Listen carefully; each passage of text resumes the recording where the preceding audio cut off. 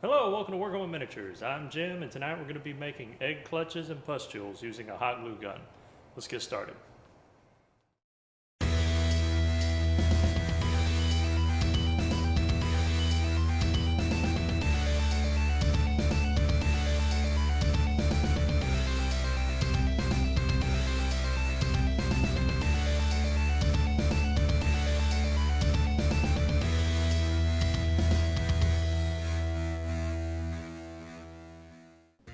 The tool I use to make these egg clutches and pustules is a SureBonder cordless hot glue gun.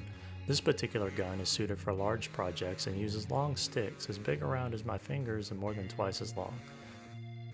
It comes with a charging stand, a small glossy pad to catch errant glue. This is because once you start feeding the glue, it'll constantly dribble droplets. With the glue already fed and having given about 5 to 10 minutes for it to get good and hot, I give the trigger a few squeezes until a droplet forms on the hood, threatening to plummet to the glossy pad below. Then I just wait. It'll continue dropping glue every 45 seconds or so. This timing is actually what causes the stacking of the droplets, as that's just enough time for the previous drop to start to harden and preventing them from completely merging into a single blob. I give a little extra squeeze and then I set off to clean the kitchen.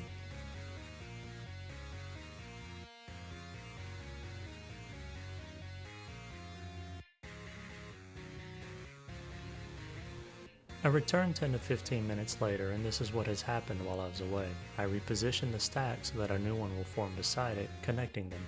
I give the trigger a few more pulls to keep the glue running before returning to the kitchen for some more cleaning.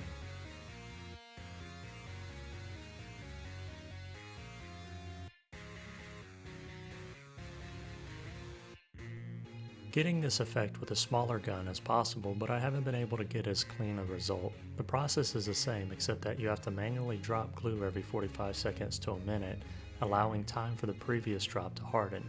You also have to be cognizant of keeping the drops the same size, as well as careful not to smear the drops with the tip of the gun. You want to let the droplet droop down and settle, and then pull the gun away. Don't just wipe the drop off the gun onto the paper, or you'll destroy the shape. This is a two compared side by side. My lazy method has a much better result, but I feel if I gave more time in between the drops and practiced their placement, I could get a better result from the manual method than shown here. Finally, I wanted to try a third way before I retired for the evening by squeezing single droplets of glue into water, or in this case my leftover paint water from cleaning brushes. The result is a very pleasing teardrop, and you do not have to wait on the glue to set as the water instantly cools it. The only thing you want to be mindful of is to not drop glue on a previous droplet or accidentally dip the gun head into the water.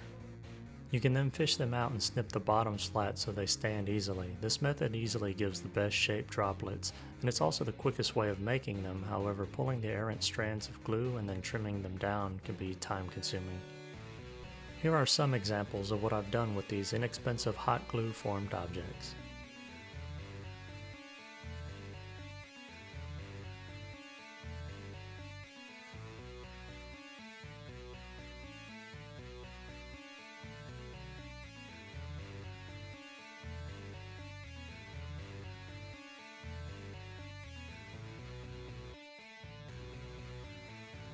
That's going to wrap it up for today. I hope you learned something or were inspired to make your own disgusting odd terrain pieces.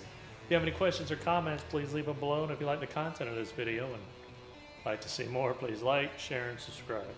I'm Jim with Working with Miniatures. I'm truly grateful for your time, and we bid you a fond farewell to the next video. Not the face.